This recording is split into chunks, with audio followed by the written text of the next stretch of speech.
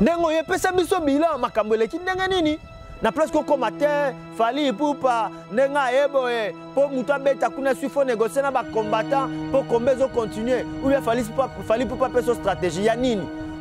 Pardon ken pena pour privatiser Fally Ipupa te Fally Ipupa za star et puis azali vedette ya batu nyonso a comme produit to marque déposé na yote to tika la journaliste koza malanda pété journaliste sengelo sa musala na yo tika la journaliste traiter information exacto comme journaliste comme porte-parole ya misère yango ba misère belé ba oza biso pe na valeur to garder bande journaliste tika la journaliste oza porte tika la porte-parole.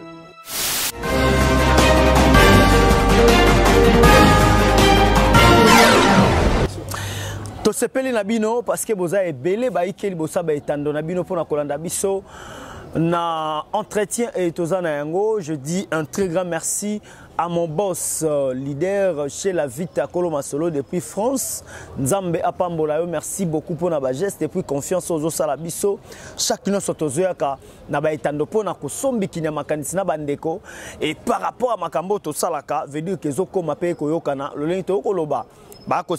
Merci parce que bon mesani na John Fwamba chaque autre m'a dit mesana veut dire que tozawana pour na ko sombi kinya makanisi ko tefela tango nyonso na makambo o to salaka biso to yaka be na makambo solo ba information sur parce que tozaba journaliste ya investigation. Je dis un très grand merci na le jeune patron Jason Kintiba Ikuku chef de département fiscal chef de département fiscaliste na Bako, bureau d'expertise comptable et de fiscalité agréé à l'ONEC. Merci beaucoup, le jeune patron émergent, monsieur Jason Kintiba. Merci à Baby Kintiba, mon ami perso, à Christian Kintiba, big salutation à toi, ainsi que à Gianni Lota depuis Lyon. Merci à JP Panda, Mobile Mbinga, Mobile Boga, Mobile Swag, Mobile Pembe à côté de Ngongité, Baboté Belé, merci beaucoup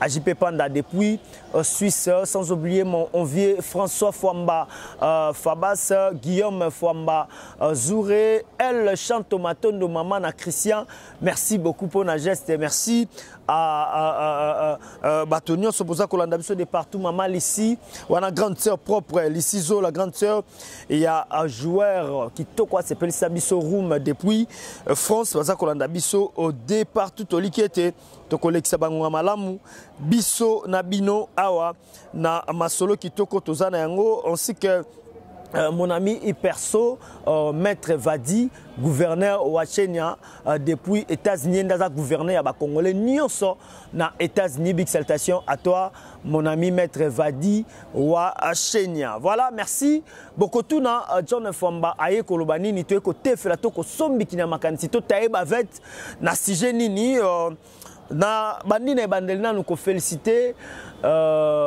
l'aigle to benge l'aigle mikolo parce qu'il y a aigle solo Fally Ipupa Marabioche balobi merci na concert qui toko parce que tu as osé et ça la bande ko belé babandaki bakokate ba intercala bango c'est pas pour la première même yo ba intercala baboya mais troisième lobi non Yesu Christo asekwaka mokolo ya misatu. Troisième fois, Osé et Simbi, au Betty Bercy, bien qu'il y ait eu des ennuis, problème et belé bimaki, combattant, oyo telemela kiyo balinga to beta tozo bate baboya ki pona baboya ko beta pona nini un combattant bande ko telemela régime ya Kabila babi Kabila aza meurtrier abomaki batu asali boye mboka tozo souffrir babi to changer régime Kabila tiki pouvoir lelo toza na Tshisekedi azala ki combattant Tobo santé Tshisekedi abunda pona mboka oyo et azali pe lokola bandeko oyo ba pekisa kiyo obeta et pouvoir ezongi na mabele et puis na vrai congolais mwana ya Congo 100% congolais akoli na Congo mais à quelque évoluer na poto na Belgique lelo yo Tshisekedi est président de la République mais je sais pas pourquoi combat yango ba ko bunda ba ko wela nini c'est pas facile président Tshisekedi a eu pouvoir il n'y a pas longtemps. Il faut aussi qu'il ait temps total parce que tant qu'on côté mon qui n'a c'est tout ça qui économie nous surtout bateau tout bazala qui a un ancien régime plutôt les cas qui m'a solo mais par la grâce de Dieu président Tshisekedi a eu pouvoir combattre boza côté les makabo ko boya activité ezonga na poto. Je dis encore coup de chapeau na ndeko na biso Fally Ipupa parce que a sali fierté ya Congo. Tant que na Bercy, ba tomboli bendele ya Maroc te ba tomboli bendele la Tunisie te ba tomboli bendele ya ba pays voisins na biso te ba Gabon Rwanda mais ba tomboli bendele ya Congo démocratique o wapi mona mboka Félix Tshisekedi Tshilombo azali kokamba. Et ça fierté pour na biso, je suis très fier aux ala congolais parce que Fally Ipupa a tomboli bendele. Fally akenda qui est mon côté. Fally akena ba musicien na ba zali pe ba responsable na ba famille na bango. Il faut qu'on se le dise. Fally Ipupa ake ye moko tende to mona ba tumusu ba ko bangunda bangulu mais ake na ba propre musicien na e ainsi que ba journaliste o ba accompagner kae. Mais to se pelite pour moi na mboka asali par tous les moyens. Eza musala nae, Fally Ipupa n'est pas un politicien. Fally Ipupa, tant que tozaki na ba campagne ato mona ndenge ni azako soutenir Fayulu. Martin Fayulu azaki candidat nae et puis aloba yango na TV5. Avant l'élection, je crois un jour avant l'élection les cas na TV5 aloba yango que candidat nae ezali bongo Martin Fayulu Madidi. Vérité des urnes, les loyo ezali Martin Fayulu mutabima quitté et puis Martin Fayulu il fallait nenge Fally Ipupa a soutenir même attend na combo ya Martin Fayulu nenge bino boza kolinga bolobi ote Martin Fayulu ndabima kiti seke dabima ite maintenant atalo lenge ndeko wana aza nenge mona bino le monsieur Fally Ipupa zali na poto mso ngaki a garder même idée que bino quand bien même boza peut-être raisonnement moko te na Fally Ipupa wana eza domaine mais politique eza musala na été musala eza musique il fallait quand même bozala na moi bo lembisa bocha vin à verre po bo mela mais bino bo sepelité bo sali bokoyi ko sala et lokoto ko sepela na yango te ata pona kombo ya Martin Fayulu le sengelaki botika mona mboka abeta kaka bino ba combattant wana ndeko nati lokole après concert abimi aozonga bobeti ya nyama ndeko nati lokole est-ce que aza problème na bino c'est un simple journaliste aza ko accompagner artiste na ye mais comment beaucoup cause la violence na niveau wana après bokolo ba ke ba Rwanda balinga biso te ba massacre biso ba bomba na beni mais bino pelo bose beaucoup ko bomba na ti lokole ko kufa siko akufa ki mémoire ni bonga image zo to tsika nango ya bino. Je pense que Soki Kakamabe comme elle nati lokole, je pense que biso nyo soto to kota na bino et puis biso besoin to sala combat na biso ba famille na bino nyo soto to détecter ba famille na bino to rendre à César ce qui est à César. Pour nati lokole c'est un journaliste, il fait son travail. Néanmoins Fally Ipupa ko benga ko mema pe batu mususu ko benga batu mususu. Nati lokole na ba propre volonté na été ezaki parce que artiste na ye aza ko accompagner artiste na ye. Pourquoi violence à modèle wana bandeko tous à la moteur yango ba tchabino mitema ma bende tonini et puis téléphone bino na poto téléphone les a moins cher puis besoin un crédit boyebi biso na kinde to somba téléphone mais bino ata mawate bo betie bozu téléphone puis mutu msunda zo yamba téléphone na ye nzambe na ngai après on est congolais biso to linga mboka biso non boza ba ennemi ya Congo bolingi Congo te. Si vous avez la possibilité de bunda bituma, vous avez la kin, vous avez bunda puis que télémela ba politicien vous avez libanda parce que vous avez que kuna makamba côté la bino ba ba kanga bino te boya bo bunda bitumba wana ba Félix Tshisekedi ba bundi ti akoma o azalelo parce que abunda quelqu'un na nzela na bino mais lelo yo maloba na bino échanger il fallait bo accompagner na vision bokomi côté les melae pour vaner ba combattant peu boza ko kabwana une grande partie basée sur la binoté basée na Kinshasa yango na lobby gouvernement na biso ministre de la justice ainsi que le président Félix Tshisekedi Tshilombo bocha bato na prison ba combattant to bazonga kilo ba kota prison ba ke na ba famille na bango te po ba comme ba kulune awa biso tozo telemela ba fléau ya kuluna ba koya ko comme ba kulune parce que vina wa no mene kuna ya kayu awa kayu ezate bakoma côté la bandaku alors to boyi biloko wana bakende ko piger na prison makala na yeli susu koloba ko telemela avec mon dernière énergie makambu oyo ndeko na biso Ken Piana aza koloba par rapport à concert ya Fally Ipupa. Pardon Ken Piana, qu'on privatiser Fally Ipupa te Fally Ipupa za star et puis azali vedette ya batu nyonso. A comme produit to marque déposé na yote. Qu'on privatiser Fally Ipupa te. Fally aza ya batu nyonso, nenga kende na on pas ko na Thierry Mombaya, nenga pe loba ko na John Fwamba, lo pas ko kende na muto ya lingi. OK koloba ke non, nenga Fally a beti combat et silité ba combattant ba kotelemela mutu nyonso ke ko bete fo négocier na Fally po yo nani Ken Piana po yo nani il faut ça Fally merci quand même à sélectionner qui au parmi parce que bazaki belé tu as été sélectionné alors tika ko kansate il fallait mono ke ozo lobele o lobele na bolingo bebi sa témoignage a Fally moi na bato sel musala na bien concert betami na be fort na ye o asali. Et peut-être biso média ceux qui te mobiliser qui parce que tu as quoi accompagner toi na posa bande ko na biso ba kende ko continuer musala na bango musala ya poto ba pasteur bazongela côté ya ba ministère chrétien bazonga koyemba alors yo olingo privatiser Fally o lo ba cœur ndenge ya beti et seigneur na bande ko msusu ba kende ko négocier na ba combattant pour ba beta. Je te dis Ken Piana, peut-être que mutuna yo bilo mso meli kuna na ebité de sali obongo zonga banda ba n'importe quoi mon cher. Totika la journaliste journaliste koza malanda pété. Journaliste segelo sa musala na yo. Tika la journaliste traiter information exactement comme journaliste comme porte-parole. Il y a Missé, il y a Missé belé ba oza biso pe na valeur te. To garder bande, journaliste tika la journaliste, oza porte, tika la porte-parole. Oye, outi kuna yaka nanga biso to baso ba tindio mission. Yaka pesa biso rapport ya mission na yo. Ndengo ye pesa biso bilan makambo leki ndenga nini? Na place ko combattant Fally Ipupa nenga eboe pour muta beta kuna suifo négocier na ba combattant pour combezo continuer ou bien Fally Ipupa peso stratégie ya nini stratégie ya fuati Ken Piana zonga mutu tala sima zonga mutu tala place outi place comme place au kendo place au comate donc tout ça la pena rétrospective et kozala ma la mingi voilà on a zaki na ngwa ko partager na bino bandeko.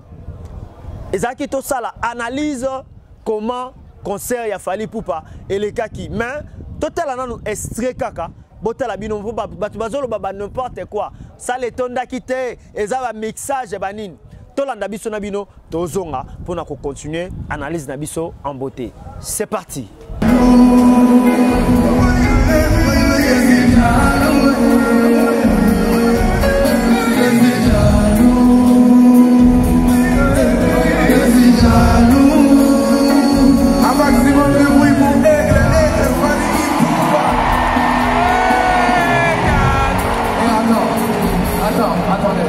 J'aimerais aussi profiter,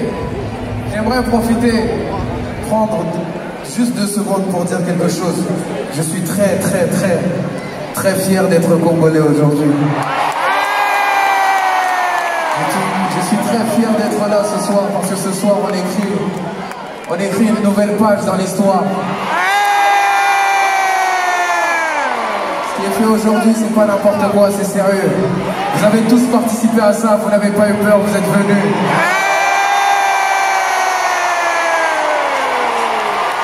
Aujourd'hui, c'est le Congo qui gagne. Aujourd'hui, ce sera le Congo qui gagnera toujours. La prochaine, ce sera toujours le Congo qui gagnera.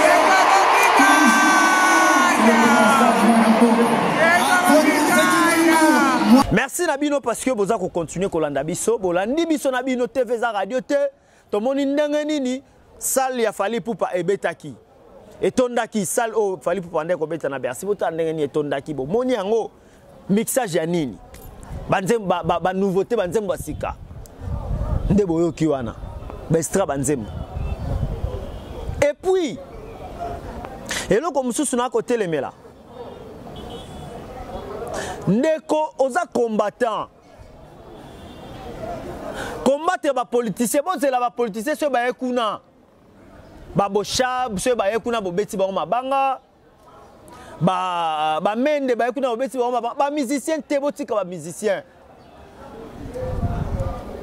ba pasteur ba musicien chrétien to salina bino biso nyonso to moni ndenge ninde ko fali pour pa bundani pour beta et puis lelo nzela pote fongwami pardon comme ma bangulu te mema ba musicien na yo musicien chrétien mema ba musicien na yo ba beta fali pour pasaki na batuto kuna ba ko accompagner a salino so batunaye ba keya ko si ba na délégation na ba y compris ba journaliste ba pasteur pe bo kende bongo na ba collaborateur na bino na ba journaliste o ba accompagner bino tel exemple tel exemple bandeko basali to benga ba fali pour pas na ba bato ba kisi mais tel ba fali pour ba ko sala ba wera so tempo ba ko sala baza ko accompagner kaka baza ko tambola na bato baza ko accompagner vision na bango mais les pasteurs ba journaliste bazo sunga bino ba mission chrétien ba journaliste bazo sunga bino mais tango ko koma cop moko ye libanda okocha bato so to kokena bato na msozi ba mbongo ah siko ba pasteur ba mission chrétien na ba mission to bakaya mokili